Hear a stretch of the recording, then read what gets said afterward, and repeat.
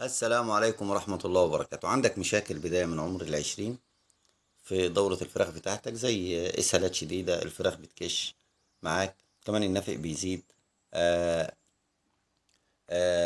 سحب العلب بيقل، التحويل بيقل، تحس إن فراخك بتريش. كل ده يا جماعة موضوع بسيط خالص، الموضوع كله بسبب ميكروب الكوليستريديا اللي هو أساسا موجود بصفة طبيعية في الطيور بتاعتك، ومنتظر أي فرصة عشان ينشط ويتكاثر معاك. طبعا بداية من عمر العشرين بالدورة بتاعتك فرصة الإصابة بالكوليستريديا بتزيد، لأن كميات العلف اللي بتتناولها الفراخ بتاعتك بتزيد. الفرشة بدأت تقدم معاك، بدأ يظهر رطوبة في الفرشة. آه،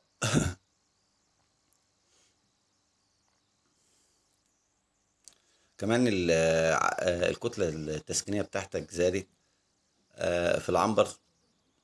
كل دي عوامل بتكون سبب في ان الفراخ بتاعتك بتبدأ نشاطها يقل، بتبدأ مناعتها تقل كمان عشان انتهاء المناعات الأمية، فبتبدأ فرصة أو بتكون دي فرصة مناسبة لنشاط ميكروب الكوليستريديا اللي احنا قلنا عليه إنه ميكروب انتهازي، علشان ينشط ويتكاثر معاك في العنق. الموضوع بسيط، والعلاج بتاعه بسيط، ان انت بتنزل جرعة علاج للكوليستيريديا وتكون محترمة مناسبة لعمر فراخ. والافضل ان انت تنزلها قبل العمر ده بيوم وباتنين عشان ما تظهرش معاك الحالات دي اصلا. كمان في ناس للاسف تيجي تقول لي العلاج ايه يا جماعه، ما ينفعش اطلع في بوست عام، انا ما بعملش اعلان لشركه عشان اقول اسم المنتجات بتاعتها. لا، احنا بنقول على المشكله وطريقه العلاج بتاعها. سهل جدا انك تروح للبيطري وتقول له انا عايز جرعه علاج للكوليستيريديا، ده بالنسبه للتربيه المنزليه. اما بالنسبه للمزارع فاكيد يعني هو عارف انواع ادويه معينه بيشتغل عليها، وسهل جدا انه يحضرها.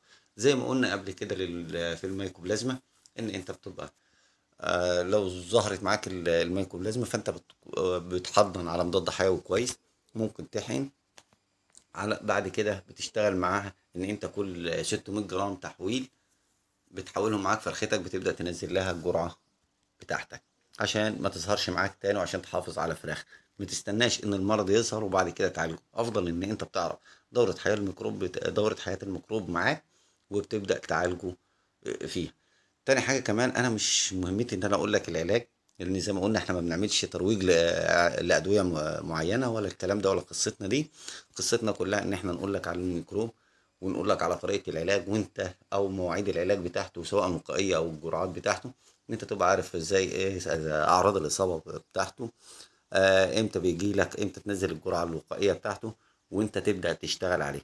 وقلنا سهل جدا انك تروح للبيطري وتقول له والله انا عندي عمر كذا، محتاج جرعة كذا لعمر كذا، او الجرعة المناسبة او النوع المناسب ليه. اما بالنسبة للانواع، فانواع العلاج للكوليستيريديا الاف الادوية موجودة، وملايين الشركات حاليا موجودة في مصر بتشتغل في الادوية. المهم تشوف بيطري ي- يعني يكون بيتسم بصفة مثلا ان هو حد امين، وحد فاهم او عنده خبرة مناسبة انه يديك علاج مناسب للعمر بتاعك. علشان الادوية كمان بتختلف في الاعمار على حسب المناعات، سواء هشتغل على حاجات مخصصة للكوليستيريديا او مضادات حيوية بتشتغل على الكوليستيريديا، او مجموعة اعشاب طبية برضو يعني بيقدر يشتغل معاك، لان كل عمر أو كل مرحلة في عمر الفراخ بتاعتك بتحتاج لأنواع الأدوية مختلفة. بتمنى أن أكون قدمت لكم النهاردة معلومة سريعة كده مفيدة، وكده أقدر أقول لكم السلام عليكم ورحمة الله وبركاته. السلام عليكم ورحمة الله وبركاته. عندك مشاكل بداية من عمر العشرين في دورة الفراخ بتاعتك، زي إسهالات شديدة، الفراخ بتكش معاك، كمان النفق بيزيد، آه، سحب العلب بيقل، التحويل بيقل، تحس إن فراخك بتريش.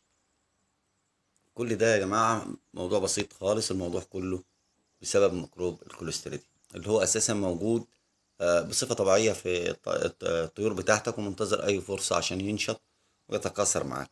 طبعا بداية من عمر العشرين بالدورة بتاعتك فرصة الإصابة بالكوليستريديا بتزيد، لأن كميات العلف اللي بتتناولها الفراخ بتاعتك بتزيد.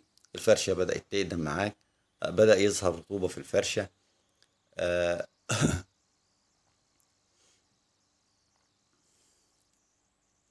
كمان الكتلة التسكينية بتاعتك زادت في العنبر. كل دي عوامل بتكون سبب في ان الفراخ بتاعتك بتبدأ نشاطها يقل، بتبدأ مناعتها تقل كمان عشان انتهاء المناعات الأمية، فبتبدأ فرصة أو بتكون دي فرصة مناسبة لنشاط ميكروب الكوليستريديوم اللي احنا قلنا عليه انه ميكروب انتهازي علشان